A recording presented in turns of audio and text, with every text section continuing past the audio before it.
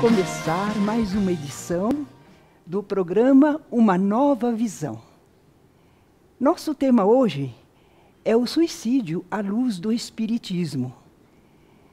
Nós seres humanos, certos instintos básicos que nos ajudam a viver.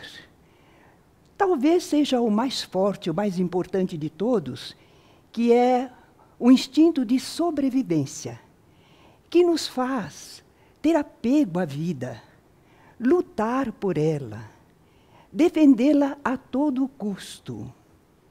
Entretanto, há pessoas que se suicidam, que se matam. Elas tiram de si mesmas a oportunidade de viver.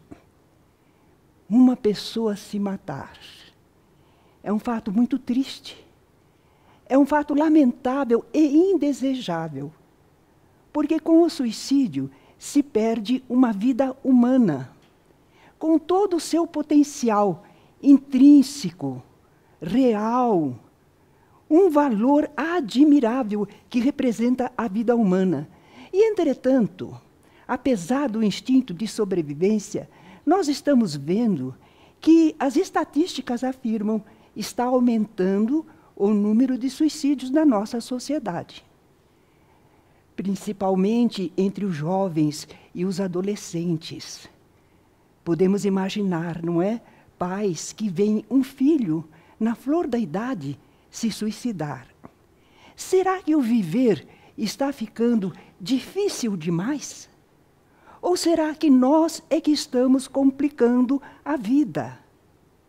E pensar que o suicídio pode, inesperadamente, atingir um de nós, da nossa família, dos nossos amigos. E é por isso que, antes que aconteça, eu convido a todos para examinarmos este assunto, meditarmos a respeito, porque nós queremos encontrar um conhecimento seguro, esclarecedor, que nos ajude a nos prevenirmos contra o suicídio. Comecemos por lembrar de onde vem a vida.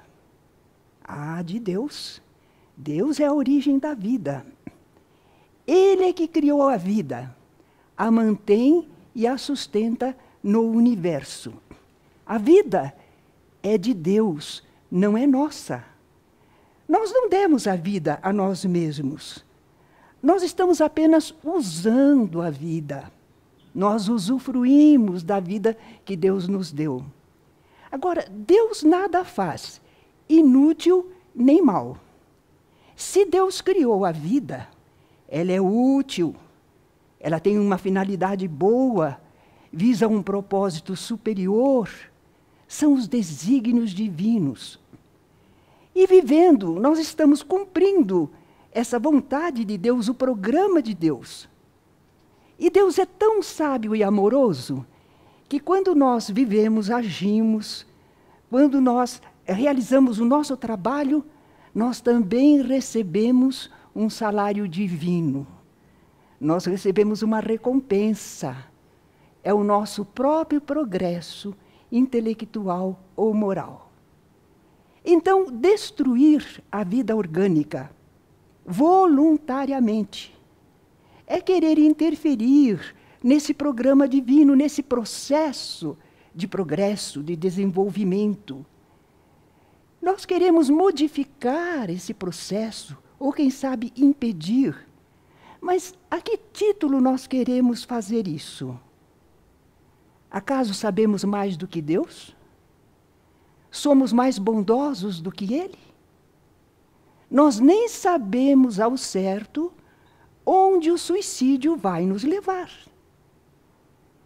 E, entretanto, nós podemos provocar a desorganização do nosso corpo físico. Nós podemos levá-lo à morte e à decomposição. Mas não devemos fazer isso, porque nós ignoramos o fundamental sobre a vida e querer anulá-la. Querer destruí-la é uma temeridade de nossa parte, é uma imprudência, é uma imprevidência. Algumas religiões nos dizem que quem se suicidou fica condenado para sempre, sem remissão. São as penas eternas. Porque eles dizem que o suicídio é um pecado mortal. É uma ofensa à divindade. E é por isso que é tão importante. Mas aqui, pensando entre nós, Deus não nos manda perdoar aqueles que nos ofendem e que nos maltratam? Deus quer que nós perdoemos aos nossos adversários, aos nossos ofensores. E Ele mesmo não perdoará aos seus filhos? Certamente que sim. É como chegamos à conclusão, analisando, não é? Deus é ainda melhor, certamente, do que nós. Ah? Mas é que Deus é justo.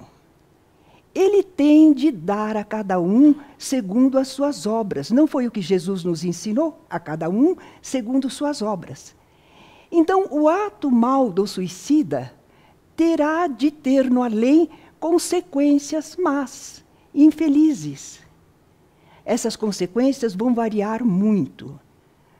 Depende das causas que levaram a pessoa ao suicídio, e também serão consideradas todas as circunstâncias, aquelas atenuantes e as agravantes.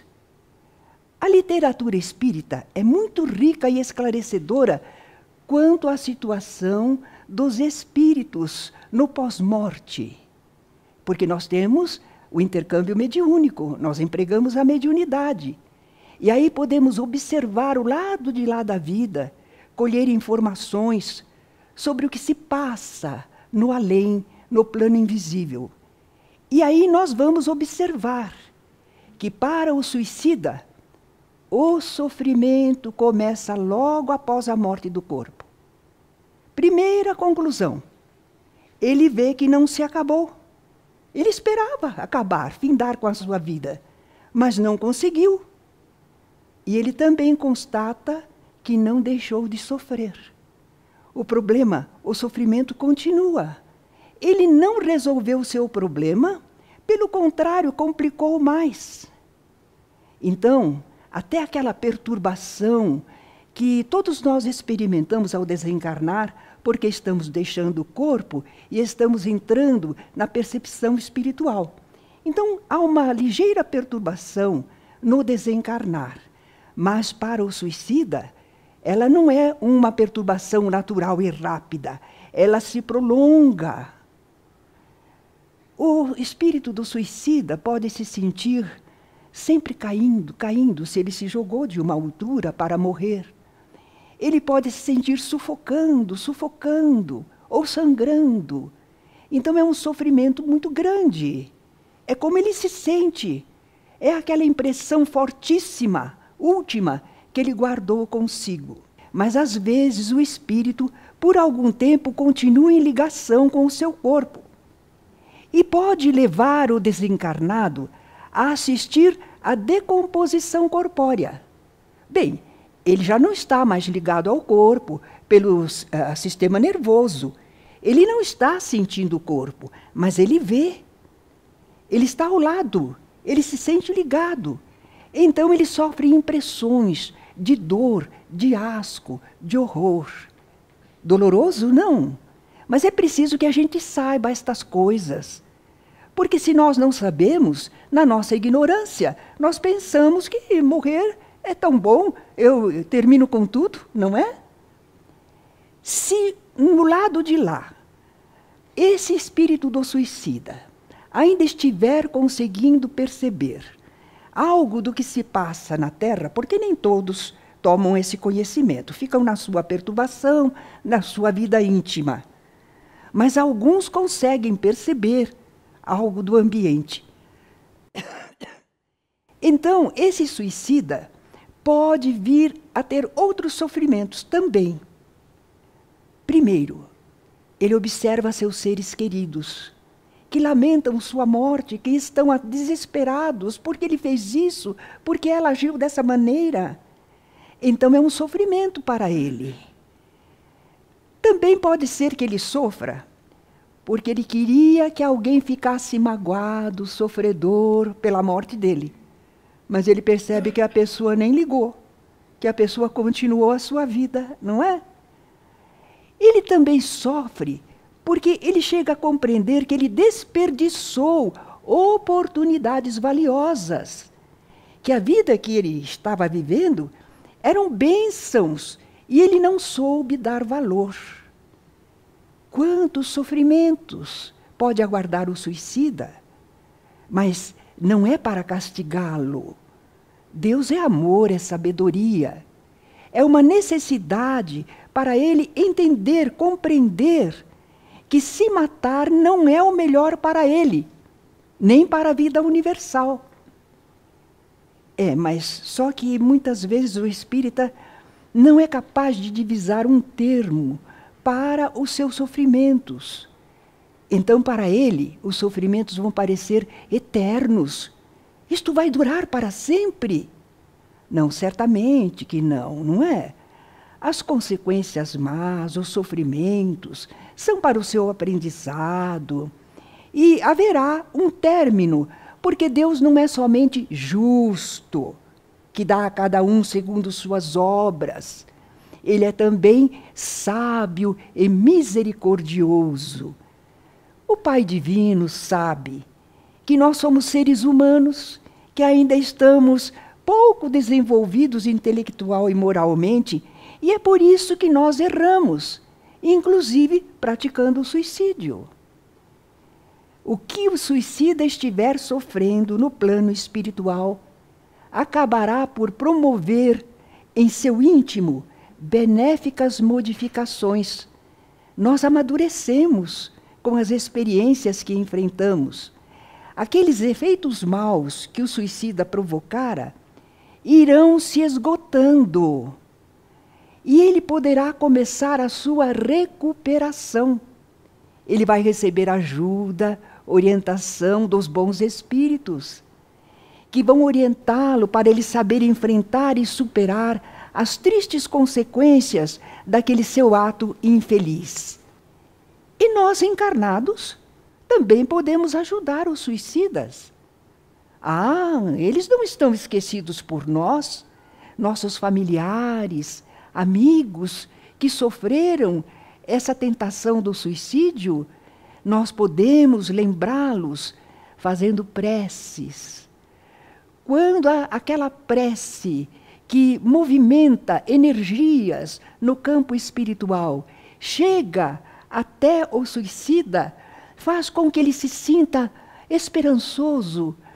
Não estou esquecido, alguém pensa em mim, recebi esta mensagem boa. Nós também estamos orando e vibrando em favor deles. E isto os beneficia. Eles recebem pensamentos nossos de fé, coragem, esperança. E também nós podemos ajudar realizando reuniões mediúnicas. Quantas vezes nas reuniões mediúnicas nós atendemos espíritos de pessoas que se suicidaram e estão sofredores e perturbados. Mas com a ajuda dos mentores espirituais, nós podemos dialogar com esses espíritos, esclarecer, confortar, esperançar, ajudá-los a se sentirem melhor.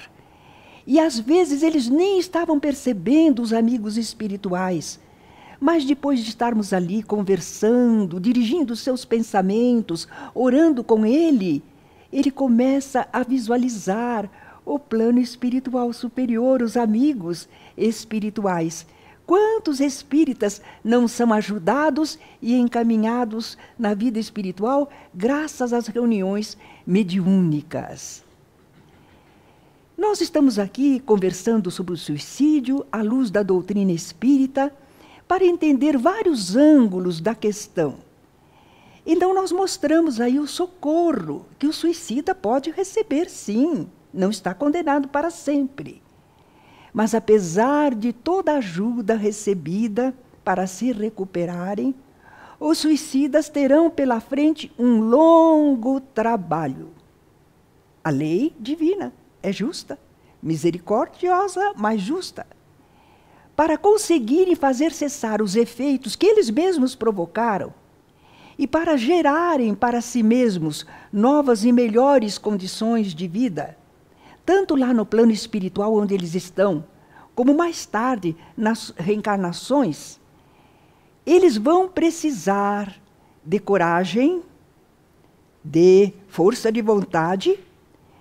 A vida também reapresenta para o suicida as dificuldades e dores que ele não quis ou não soube enfrentar, superar. Ele saiu pela porta do suicídio. Mas ele tem que aprender.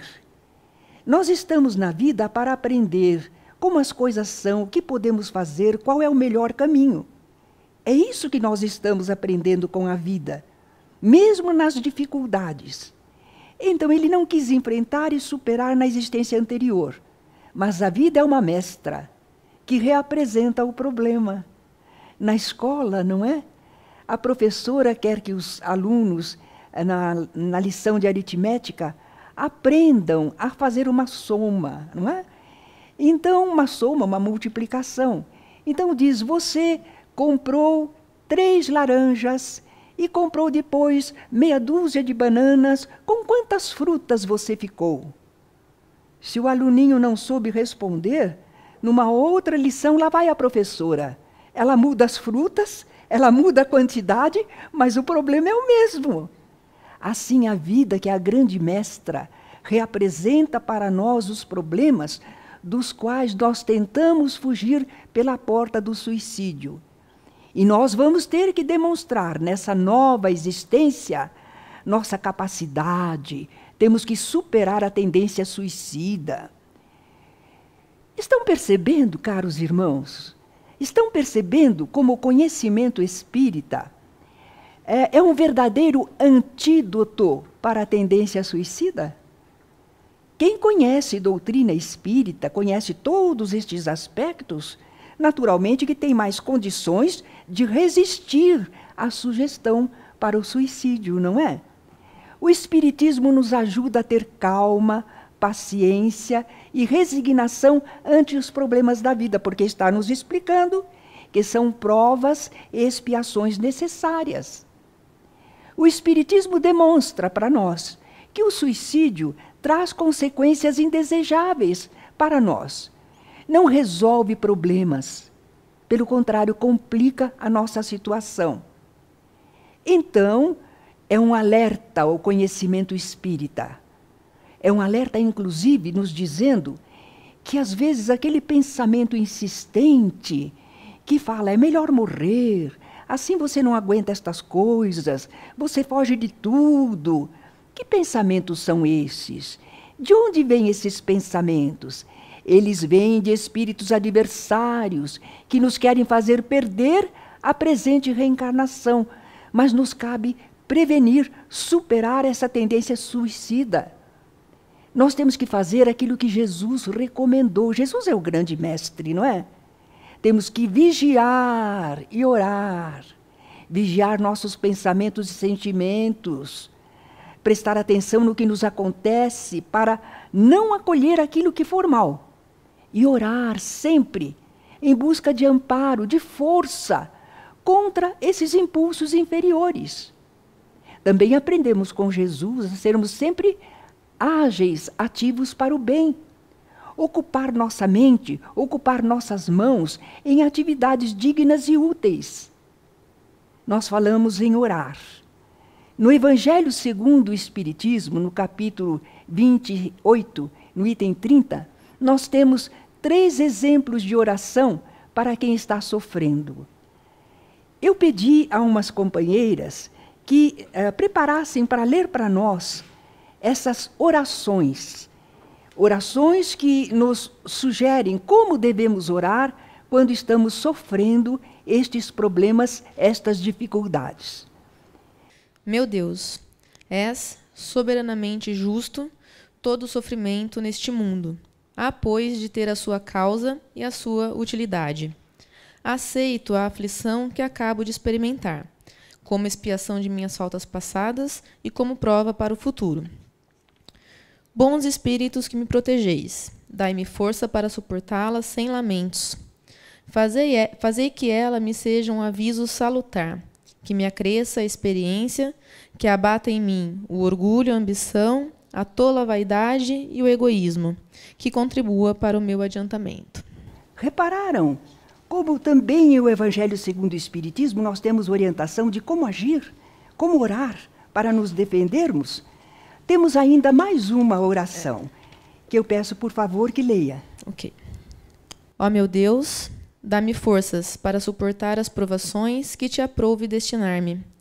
Submeto-me, resignado, ó meu Deus, mas a criatura é tão fraca que temo sucumbir se me não amparares. Não me abandones, Senhor, que sem ti nada posso. Linda oração, sincera, singela, não é? É assim que oramos. Nós falamos com Deus, o nosso Pai. Temos mais uma oração. Por favor, leia para nós. Deus onipotente, que vês as nossas misérias, digna-te ao escutar benevolente a súplica que neste momento te dirijo. Se é desarrazoado o meu pedido, perdoa-me. Se é justo e conveniente, segundo as tuas vistas, que os bons espíritos, executores das tuas vontades, venham em meu auxílio para que ele seja satisfeito. Como quer que seja, meu Deus, faça-se a tua vontade. Se os meus desejos não forem atendidos, é que está nos teus desígnios experimentar-me, e eu me submeto, sem me queixar. Faze que por isso nenhum desânimo me assalte, e que nem a minha fé, nem a minha resignação sofram qualquer abalo. Lindas orações. Está em o Evangelho segundo o Espiritismo, na parte final, no capítulo final. Orações para todos os momentos da vida. Não é para decorar e falar igualzinho. É para nos dar uma ideia de como podemos orar. Falando do que sentimos, do que pensamos e rogando a misericórdia divina. Então, à vista de todos estes esclarecimentos espíritas, nós verificamos que são verdadeiros, lógicos, baseados em fatos. Qualquer um de nós poderá entender que o melhor é não se suicidar, para não cair em maiores e desnecessários sofrimentos, porque senão depois vai ter que recomeçar tudo, com a situação ainda mais agravada. Mas há pessoas que estão sofrendo muito. Este mundo é um planeta de provas e expiações, então às vezes há pessoas que estão sofrendo bastante. Mas o Espiritismo repete para estas pessoas que sofrem tanto o amoroso convite de Jesus. Vinde a mim, vós que estáis aflitos sob o fardo, e eu vos aliviarei. Tomai sobre vós o meu jugo, e aprendei comigo que sou manso e humilde de coração, e achareis repouso para as vossas almas, porque o meu jugo é suave, leve o meu fardo. Com esta mensagem do Evangelho, nós encerramos esta primeira parte dos nossos comentários. Então eu gostaria agora, caros irmãos, de trocar algumas ideias, ouvir algumas perguntas. Quem sabe vocês podem nos fazer algumas perguntas? Sim, diga. Muito boa tarde. Boa tarde. Eu lidei muito com comunicação e tenho reparado que esse mundo virtual que hoje a comunicação traz um certo isolacionismo, principalmente ao jovem, através da internet, essa coisa toda. Ele acaba vivendo um mundo de fantasia. Quando ele se depara com a realidade, verdade, isso lhe choca e ele, por uma questão de fuga, ele busca o suicídio. Tem fundamento no seu conhecimento dessa causa? Isto eu creio que pode realmente acontecer com algum jovem que está se isolando. Aí vejamos então a importância da família, a importância das pessoas que rodeiam esse jovem, de não deixá-los se aprofundar simplesmente em si mesmo, se isolar do mundo ao redor.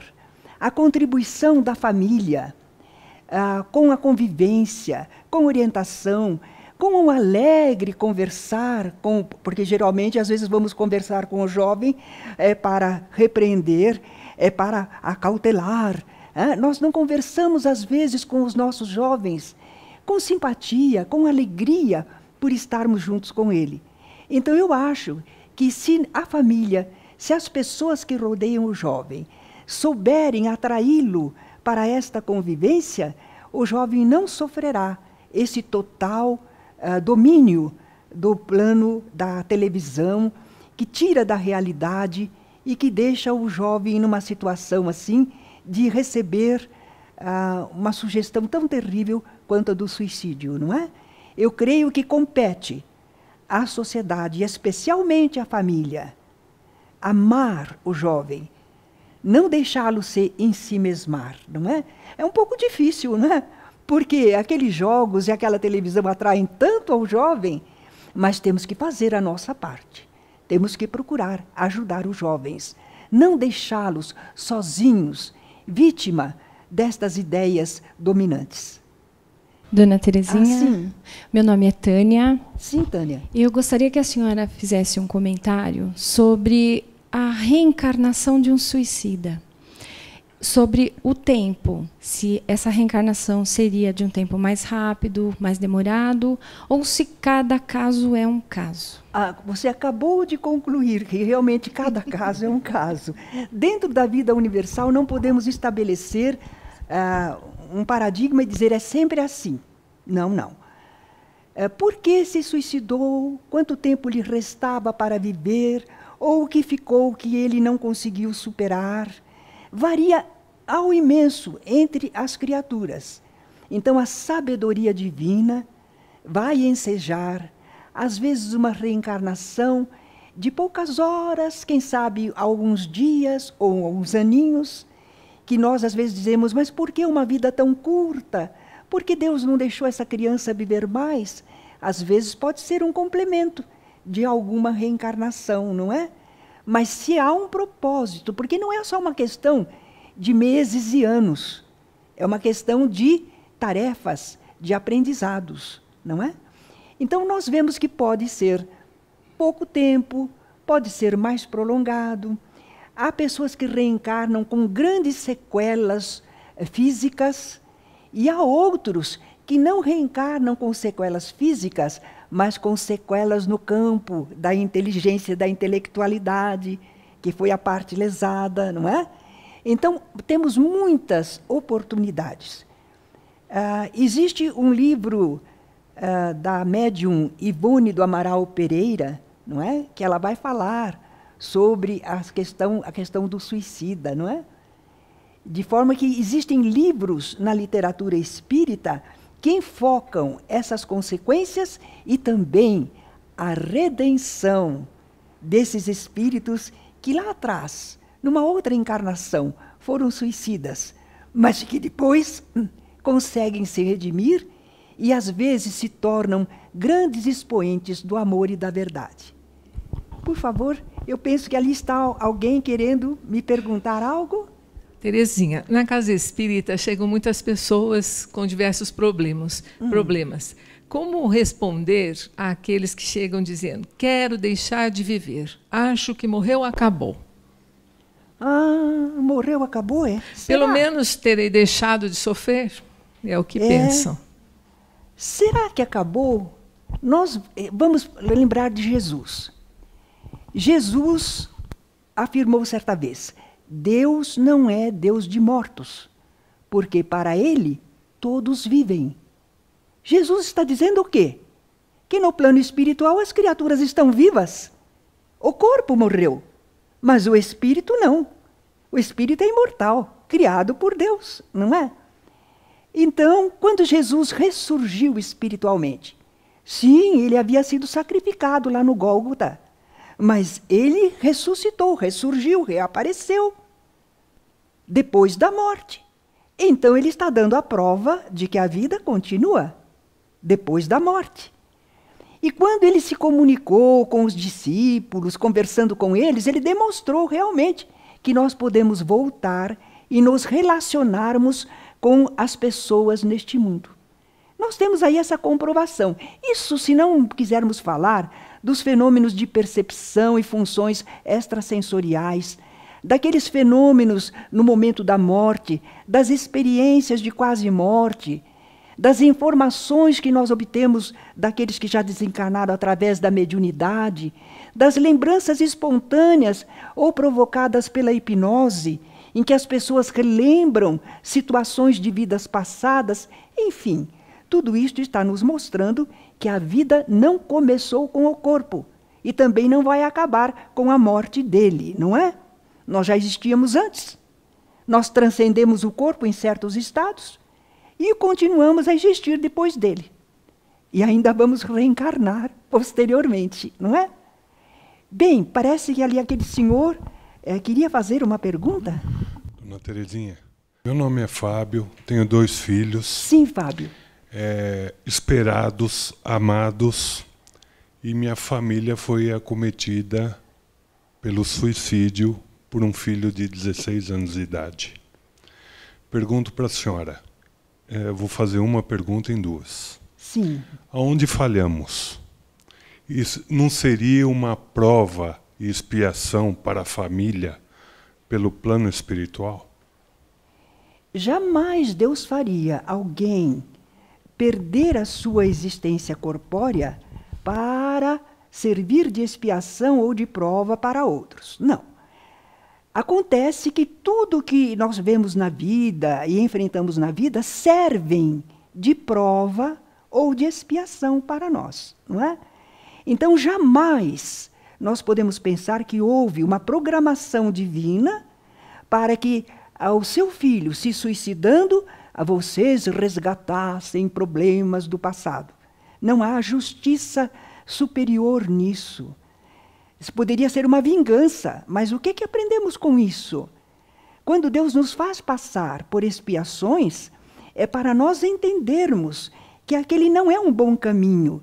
E sabendo que aquele caminho não é bom, nós o deixamos de lado e tomamos o caminho certo. E não haveria um significado. Não.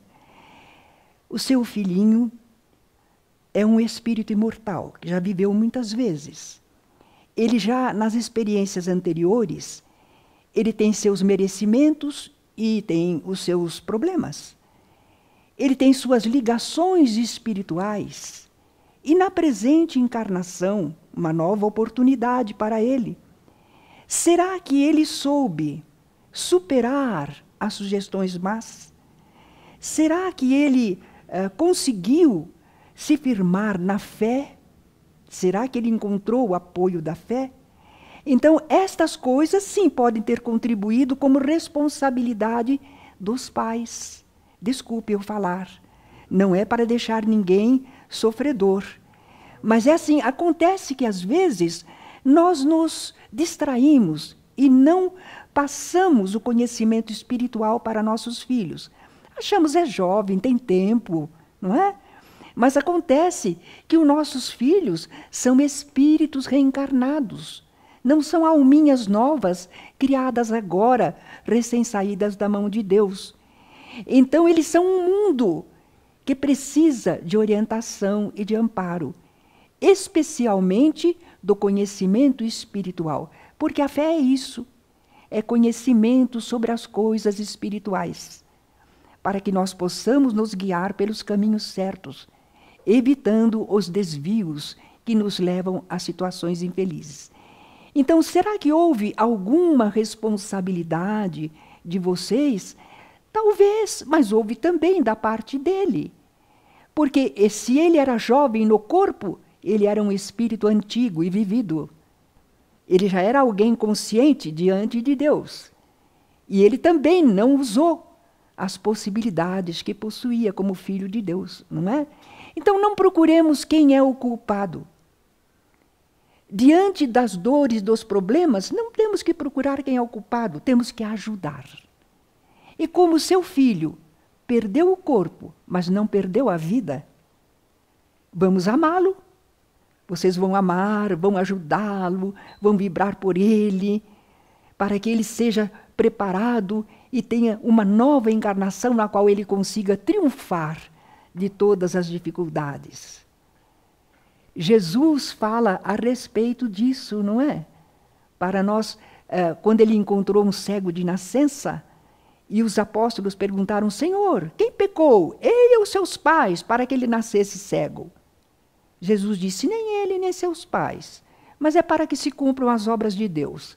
Jesus demonstrou que, diante do problema, não temos que ficar indagando as causas anteriores. Nós temos que servir e amar. Então, ame o seu filho, que é imortal e que continua existindo, e ama a sua família também, e corresponda a ele nesse amor através do tempo. Dona Terezinha, uma das dúvidas, das afirmações que as pessoas geralmente usam para justificar o suicídio é que a vida perdeu todo o encanto para mim. É verdade. Algumas pessoas não veem beleza na vida, não têm encanto, não têm vontade de viver. É verdade. Agora, Allan Kardec perguntou, está lá em O Livro dos Espíritos, questão 943 até a 945.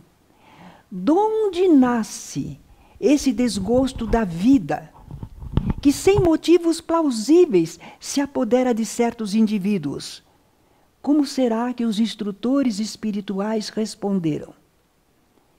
Efeito da ociosidade. Ociosidade é a pessoa não ter ocupação útil, não é? Fica ocioso.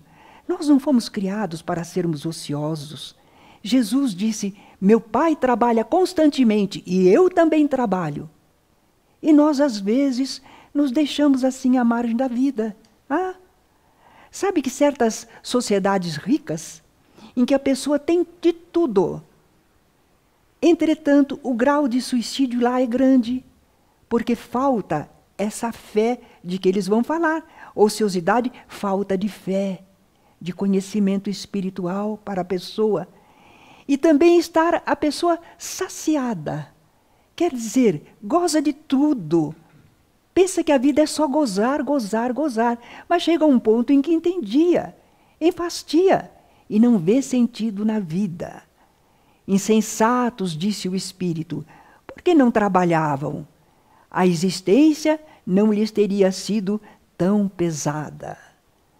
Eis aí que, quando nós temos fé, conhecimento da vida espiritual, quando nós temos a orientação do Evangelho, que nos fala que somos seres úteis, que fomos criados para uma função, um trabalho, uma realização na vida universal, nós não sofreríamos jamais esse perder o encanto da vida. Não é?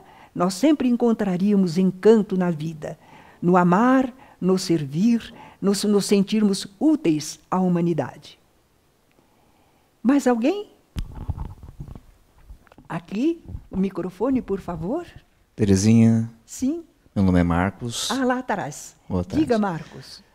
Muitas famílias chegam às casas espíritas procurando notícias de entes queridos que se acometeram do suicídio. Sim. É possível que eles possam entrar em contato conosco logo de imediato, ou isso tem um processo demorado para que ele possa trazer notícias de onde ele está e como ele está? A realidade tem mostrado que, às vezes, um suicida consegue dar notícias rapidamente. Mas, na grande maioria, não é assim. Nós aprendemos, à luz da doutrina espírita, embora algumas pessoas digam que os espíritas evocam os mortos, chamamos, queremos que eles venham. Não, não. O espírita que conhece a doutrina, ele sabe que aquele que desencarnou precisa de amparo, de ajuda. Nós oramos por eles, mas não exigimos que venham. Nós não sabemos em que situação eles estão e o que precisam. Não adianta nós termos aquela vontade, ele vem sim, porque eu quero que venha, eu oro, eu tenho fé. Não é assim. Existem leis divinas. E, naturalmente, conhecendo um pouco dessas leis divinas, o espírita respeita a situação do desencarnado. Nós espíritas oramos por eles, rogamos a Deus, se for permitido, que de alguma maneira Ele possa se comunicar conosco. Mas também não adianta nós irmos ao centro esperando unicamente que o nosso ente querido vai se comunicar, não é? Não, nem sempre. Nem sempre ele pode se comunicar. Mas ele pode sempre receber a nossa ajuda. Lembram como nós falamos? E o que importa é que nós vibremos por ele. Que ele seja ajudado, não é? E não que nós fiquemos satisfeitos. Ele veio, ele vai falar comigo, eu tenho certeza então que ele continua vivendo. Não. Nós sabemos as leis de Deus. Sabemos que Deus é amor e sabedoria. Que Ele é bondoso. Nós confiamos em Deus ou não confiamos? Jesus não nos ensinou a conhecer um pouco mais de Deus, da natureza divina, e a confiar em nosso Pai, não é? Então nós entregamos nossos entes queridos que já partiram ao amor divino, à sabedoria divina. Se for possível, se for útil, se for necessário, o plano espiritual dará um jeito de que essa comunicação se faça. Mesmo que a gente não vá a um centro espírita. Quantas pessoas tiveram vidência do seu ente querido, mesmo em sua casa? Quantas vezes uma criança no ambiente familiar diz para as pessoas: olha, o vovô está na sala. Quer dizer, a criança que está um pouco mais liberada em relação ao corpo ainda, ela consegue ver espiritualmente e dá esse testemunho da continuidade da vida. Então, se for necessário, se for útil, se for de acordo com o bem-estar do nosso ente querido que desencarnou, nós teremos notícias, até espontaneamente.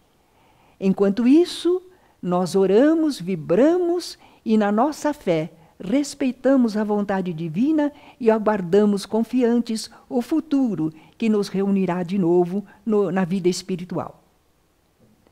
Eu não sei se terminamos o nosso tempo de perguntas. Está tão agradável. Terezinha, boa tarde. Meu nome é Sidney.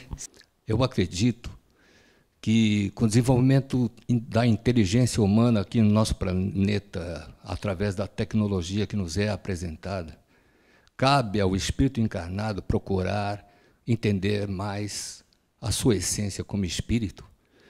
E acredito que poderia facilitar muito a implantação, através do estudo na escola, dos bancos escolares, o conhecimento e o entendimento das leis naturais do Criador, para que o espírito, mesmo na sua condição inferior, na sua tenridade na escola, já pode ter uma consciência, um conhecimento, mesmo que escasso, e respeitando a sua condição evolutiva, de como é a vida na sua essência e na sua continuidade, para que ele possa evitar essa série de problemas e de causas que ele pratica em virtude do não conhecimento. Qual seria a religião adotada para a escola? São tantas as religiões. Começaríamos por aí uma disputa. Não há condição de nós estabelecermos o ensino religioso nas escolas enquanto não tivermos uma certa unificação dos princípios básicos em todas as religiões. Então, não há possibilidade de colocarmos este ensino nas escolas ainda. Quem sabe, quando a Terra for um planeta de regeneração, nós teremos esta possibilidade. Enquanto não podemos colocar na escola, que intensifiquemos nos lares. Que nos lares sempre se fale a respeito da vida espiritual. Que as famílias se reúnam, façam o Evangelho no lar. O estudo do Evangelho de Jesus, à luz da doutrina espírita, nos enseja muita oportunidade. Não é uma coisa demorada, é uma vez por semana, cerca de meia hora de estudo e comentários. Então, se nós fizermos o Evangelho no lar, estaremos realmente ajudando a que os nossos seres queridos na família tenham a oportunidade de se vacinarem contra a ideia do suicídio. Obrigada. Acredito que esta parte nós concluímos, não é? Não, ainda temos mais uma. Ah, então você firma. Dona Terezinha, boa tarde. Boa tarde. Meu nome é Fernanda e eu gostaria de fazer uma pergunta para a senhora. Sim. No caso, eu estava sofrendo de uma depressão profunda e eu tentei o suicídio consciente uma vez. Inconscientemente, dirigindo de forma imprudente e reagindo de outras formas, inúmeras vezes. E hoje eu tenho a consciência, mesmo sabendo do Evangelho e frequentando a casa espírita, eu passei por esse momento. E eu gostaria de saber, quanto à espiritualidade, como é visto a pessoa, o indivíduo que tentou o suicídio, mas não obteve o êxito. A misericórdia divina, ela é inalterável. Deus nunca deixa de ser misericordioso. Então, todos os nossos erros, nossas falhas, são vistas como uma necessidade nossa de aprendizado e um alertamento. Então, os espíritos amigos que, em nome de Deus, velam por você, o seu espírito protetor, seu anjo de guarda, como quisermos chamar, ele naturalmente, como é seu nome mesmo? Fernanda. Ele estaria dizendo, Fernanda, assim não, minha filha, não é. Você sabe que não é o melhor. Coragem. Vamos em frente, eu te ajudo, estou aqui ao teu lado. Você vai superar todas essas dificuldades. Afaste esses pensamentos. Lembre-se de Jesus. Lembre-se do valor da sua vida. A sua vida pode ser utilíssima para tantas pessoas. Há aqueles que choram, que estão carentes, e você enxerga, ouve, fala, anda, trabalha. Você pode ajudar tantas pessoas. Você é a mensagem divina para outras criaturas. Você é muito valiosa, você é uma filha de Deus, não é? Naturalmente, Ele pode te passar mensagens assim. Jamais um espírito protetor, esclarecido, vai dizer, Fernanda, que coisa horrível que você fez, dessa maneira não, eu não gosto mais de você. Isto são coisas que as pessoas aqui na Terra falam, não é? Mas eles não. Eles são sempre nossos amigos que nos estimulam ao bem. E é isso que Deus quer. Aliás, no Velho Testamento, já havia aquele ensinamento, misericórdia quero, e não sacrifício. E Jesus repetiu esta mensagem, endossou do Velho Testamento, ele a endossou. Então, o importante, viu, Fernanda, não é se nós erramos, nós temos que seguir adiante. Nós temos que conseguir superar. Se aquele que se suicida e obtém resultado, se ele perdeu a vida corpórea, ele ainda tem toda a bênção divina para recomeçar. Você que tentou e não obteve, muito mais, parece que houve uma certa proteção aí, não é? Houve uma certa proteção divina. E você tem que dizer então, Deus me ama e protegeu a minha vida e me deu nova oportunidade. É porque eu sou útil e necessária. Deus me criou e quer que eu viva para realizar todo o bem que me for possível.